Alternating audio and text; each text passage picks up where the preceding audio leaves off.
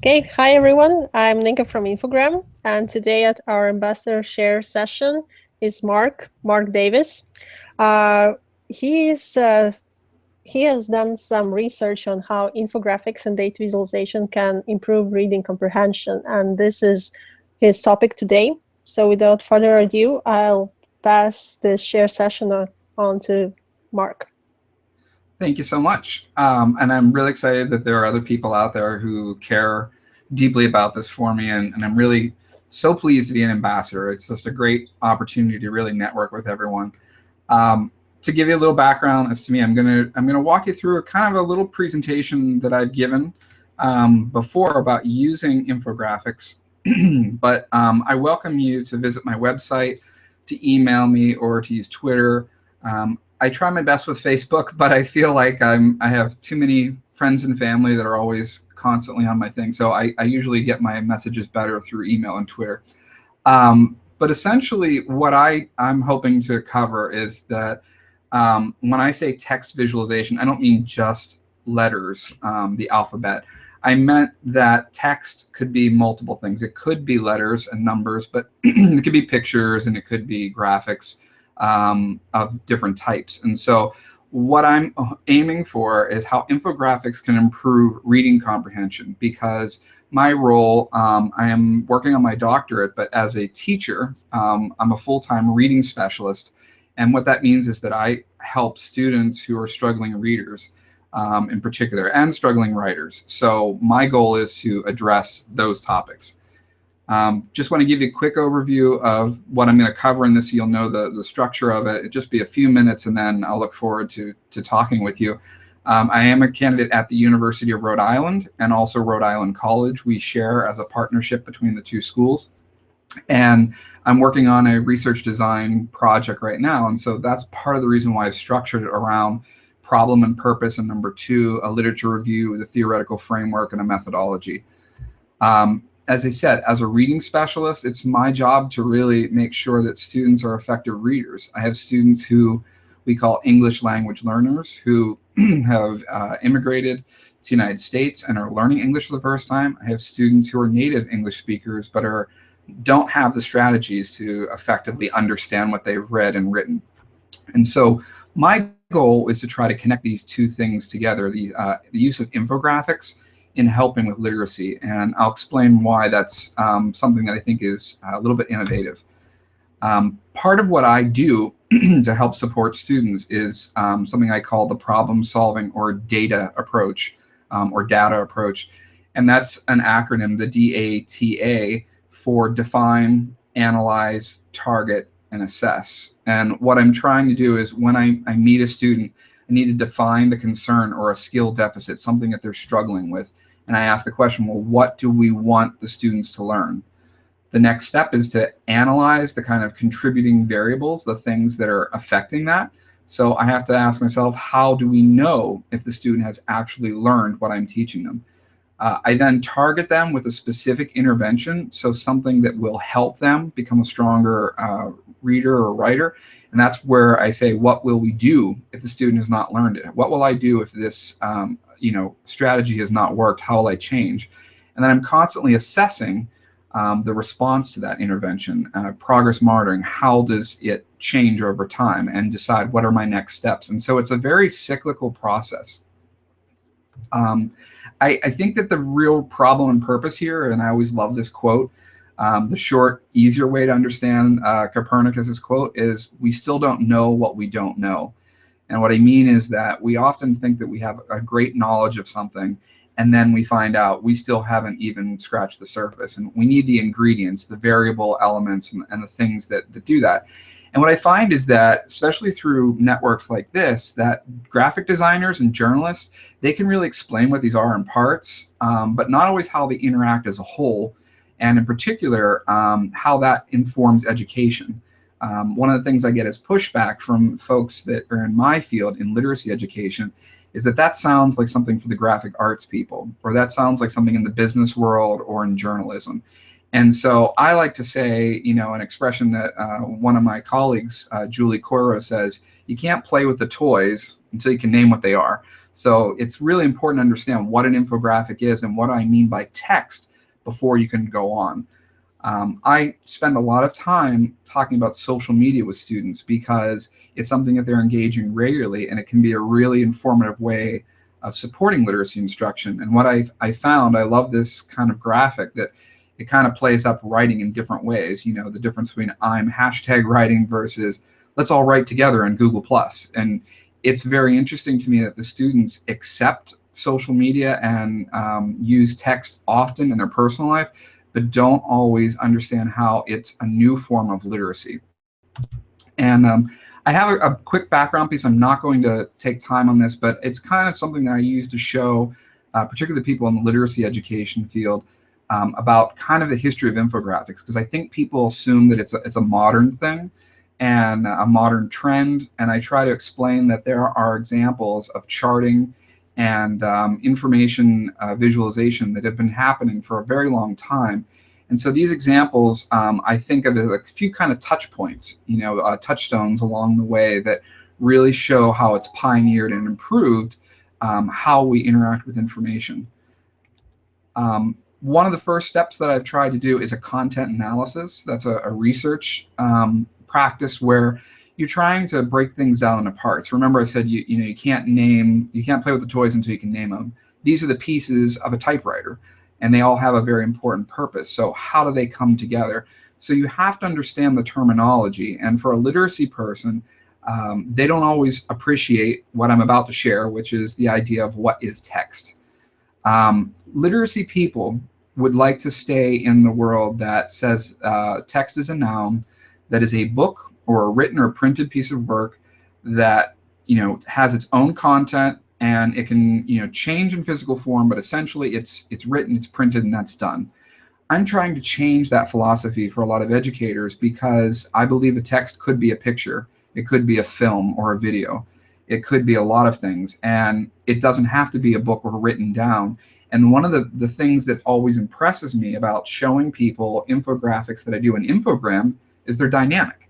You can interact with them. And that's something that we accepted with hyperlinking in text that's on the websites that we interact with, but we haven't quite fully understood the importance, at least in the literacy education world, how text can be manipulated and used differently to come up with different perspectives. And of course, I take the two parts of infographic, information and graphic, and define those for people as well, because I think it's essential that they understand where that term comes from and how it can be used both as an action or as an item. And of course, combining the infographic term together, I say that it's an illustration that condenses information into a form that can be more easily absorbed by the reader, and that's following on the work of Edward Tufte. And my hope is that people will start to see this is not what we would call a text element in the literacy world, like a picture that goes next to the text in a book, but a standalone piece of information that students can interact with and continue to change and evolve with. From a theoretical standpoint, for those who are interested in how I'll be researching this, there are three areas I'm looking at. Semiotic theory, which is signs and symbols. We have so many great graphic people that appreciate this. In the education world, they often put this in art education and not in your primary language or your mathematics or your science world with as much fidelity as I think they should. Multimodality is the second theory, which is multiple modes of text. So you're combining things like pictures and video along with printed word so that you can convey messages better. And then new literacies, which has been pioneered in the last 15 or 20 years, where we're looking at all types of non-traditional literacies, and that includes reading web pages and social media. That includes looking at film. All of those things that I mentioned that I consider text fall in the world of new literacies. My research questions are straightforward. I'm trying to classify these design elements of infographics for the educator. And my hope is that I can also even perhaps tie in literacy to different genres, because so many times educators need a basis, a place to start where they're going to understand and appreciate how they're going to teach this. And one of those areas for reading and writing is the genres of informational reading, narrative reading, and argumentative. And so I'll show you an example of how I think an infographic can accomplish that. Methodology, you can take a look at if you're interested on how you do a content analysis, which was the first step in the research that I'm doing, in addition to a pilot study I'll be doing with students. But this is the example I was talking about, the 3 genres, and this is something that educators, especially who teach literature and composition, can appreciate. I was trying to do a stratified sampling of my content, in this case infographics, that could fit into these 3 categories so that I could make it presentable to an educator and they could appreciate it better. And the example I use here for that narrative one that I spoke of, this is something we often see in literature, is it's text that has a purpose of telling a story. And they use the very famous Charles Menard representation of Napoleon's march to Russia. It's a really exciting piece to do as a sample with students and teachers, because you get so many different perspectives as to what's going on, what it means, and the storyline of it can be interpreted so differently. And that's why I think it's an exciting piece of narrative infographic. The next one is the informational explanatory. And this is the one I think is most common in infographics, because we think of the word information. I'm using David McCandless's very famous billion dollar-ogram, where he explained how the United States was spending money and how biased it was. And this was really exciting because it was just taking raw data, presenting it visually, and then letting the reader kind of make a determination as to where there were strengths and weaknesses or challenges that were being faced. And it's a great political discussion piece. It's also great for economics. And so I think it works cross-disciplinary very well. And the final, argumentative, is very true in the business world and certainly for advertising. And that's the text that's designed to express a view or an opinion with a purpose. So it is very biased in many ways. This is a Newsweek illustration trying to compare Facebook to Twitter use. And it really does a point of arguing how a rise in social media is gaining in the typical household around the world. So it's kind of an interesting way of putting a certain perspective forward. The data collection, I won't spend too much time on this, but again, this is kind of the process of how do you do the content analysis that I'm doing. And as I said, for content analysis, I'm gathering as many infographics as I can. I have tons of books, and every time the infographic yearbook comes out and all these great resources that people are sharing on Infogram, I'm capturing them and encoding them into a database so that I can go back and examine them and really build my library to support the sampling that I'm doing. And one of the other areas that I'm doing, I think is really exciting way to kind of categorize infographics. I use David Lankov and several of his colleagues have a great book that focuses on using the Vitruvian principle. And that is in the writings of Vitruvius, who was an ancient architect. He had said that there are 3 principles in an exemplary design. And those 3 principles are venue stasis, which is beauty. So buildings and design should have a kind of beauty to them. And that's something that we always talk about when we look at an infographic as, ooh, it really captured my attention. And so it delivers the message better than simply putting raw data down.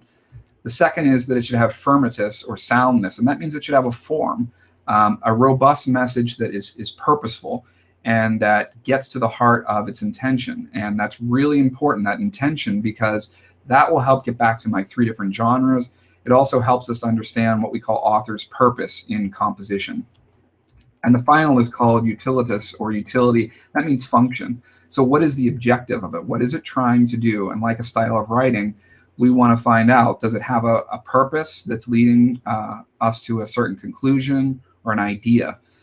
And I believe that these 3 pieces, which they include in their book, really give a great way to examine the quality of an infographic, which I'm sure graphic designers and others are doing, but educators need a place to start. And this, I think, could be a great way to do it. So to give you more background on the information that I have, I've given you just a few of the resources that were used and mentioned in here. One thing I'd love to share with people is an article that I wrote with my partner, David Quinn, who's also at University of Rhode Island and Rhode Island College. And it's called Visualizing Text, the New Literacy of Infographics. We wrote it last year. And it's a very brief, very easy to follow 2-page article where we talked about the conventions of infographics in a writing format. We give some examples, and we also even let the good folks at Reading Today Online try to follow our model and see if they could create an infographic themselves that explained their own footprint for what is formerly called the IRA, is now called the International Literacy Association. And the ILA was a great opportunity this past summer where I got to share this information with folks.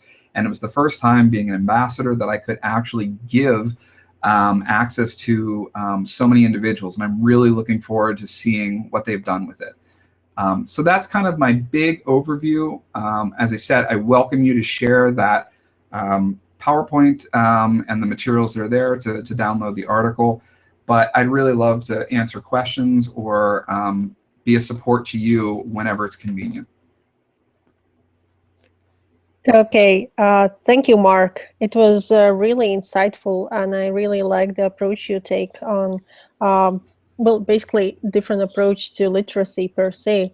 I think that's the future. Have you heard about isotype? I guess. I think the guys from Austria in the beginning of last century, they created pictograms with this idea to have universal language and teach illiterates. What's your thoughts about it? It's right in the same world that I'm thinking of, because it does touch on a lot with composition. And so even though I do talk about reading, literacy really is reading and writing. And so it has a really impactful piece on there. I also think that it's important that you can take something like that, just as I mentioned some of these other examples, and contextualize it or give it some basis for educators, because it's no disrespect to educators. They're bright people and they have a very specific role in providing, the learning opportunities and knowledge to students. But in my world in literacy, this is something that is not considered part of that, as I said, traditional literacy experience. It's supposed to be really understanding your relationships between words and ideas. And I just feel that it's so strong in what we do today that, we look on our devices to see what our, our Wi-Fi signal is like and how much battery life we have. And those are infographics. And it's important that we understand exactly how those symbols and signs, that semiotics, interacts with our foundations in language. And so it's a great resource as a place to talk about this issue with educators. Exactly. I'm just wondering about different ages. If you try to teach, there are age differences, and the complicated financial charts would be easier to digest for, I don't know, high school students than primary school students. What would you suggest for educators regarding age differences? It's a really great question, because when I'm doing my research, because I have access to students at a higher level, the teenagers that are in my high school, I certainly look at a secondary level, or what we call secondary. However, I think that it works well at all levels, and I'm going to be interested in continuing the research with younger and elementary students. And the reason for that is I talked to some of my elementary education folks, especially the ones with literacy background. And I think of my own daughter. And when we start reading, we often begin with picture books. So we have books that are very simple with visuals that are stimulating and powerful. Color is very important. The shapes are very important, because this is the stuff that stimulates the brain and makes you better at problem solving and connecting ideas. And yet, as students get older, the texts become less visual and more letter-based. And so it's really ironic to me that, people love and are interactive, ways that they use visualization in their day. These students that as I said, with things in social media, they love to design and to, share their ideas that way. And even and obviously read it and see it, but it's not present in a lot of what we do in education as students get older. And so I think what's powerful about something like Infogram is that I've been able to show people some very quick and easy processes for putting in classroom data that might be fun, how tall everybody is, and at a very young age, It's easy for these students to do this on their own device, to share it out, and it makes a really powerful learning experience. And I know some of my fellow educators have shown examples of it, and I think it's great. Great. Also, another question. You talked about semiotics, symbols that are encoded into images. Are there some universal principles that would apply to every culture, or do you still need to think about color usage, shapes, and different meanings, different cultures learn from images, icons they see? I think I need to put you on my doctoral dissertation committee so that you can really challenge me. It's a great question, because it is something that I'm thinking about.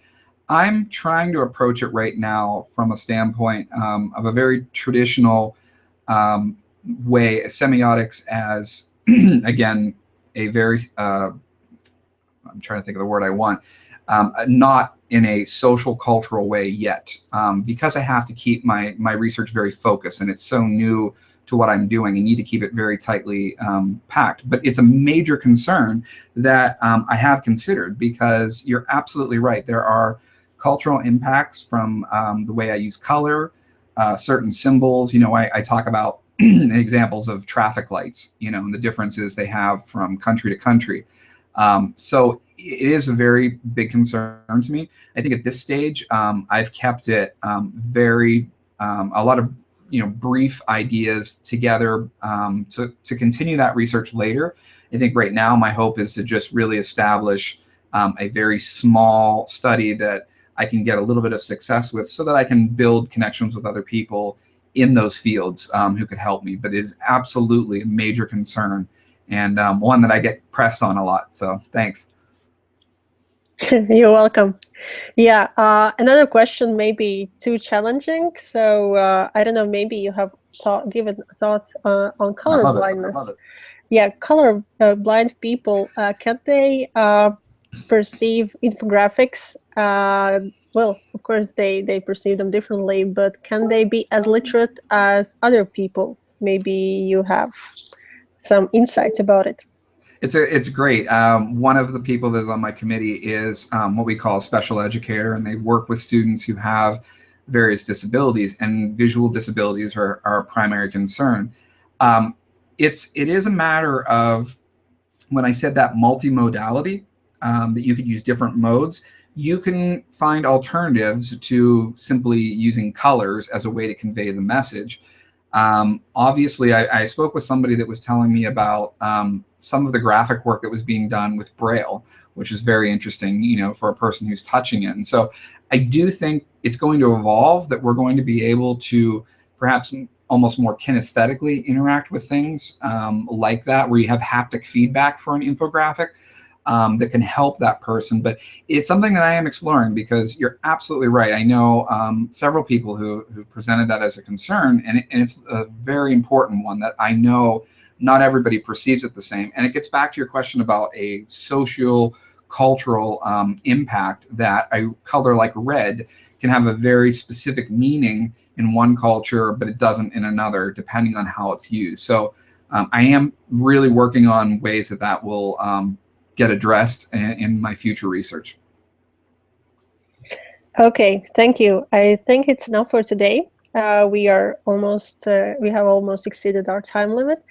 For everyone who unfortunately missed this very exciting conversation with Mark, you can watch the replay on YouTube that will be shared, and it will stay on this Google event. So watch it every time and join the discussion on your comments. Also, I shared the link to Mark's presentation here in a chat, but I will also paste it in comment section, so you can just go through slides and comment on specific slides if Mark is okay with that. Absolutely. Anyhow, thank you, Mark. It was really great. We will also do a blog write-up and reach more audience with those wonderful findings you already have found during your doctoral thesis. Okay, thank you, and have a great day. Thank you so much. Thank you. You too. Bye. Bye-bye. Bye-bye.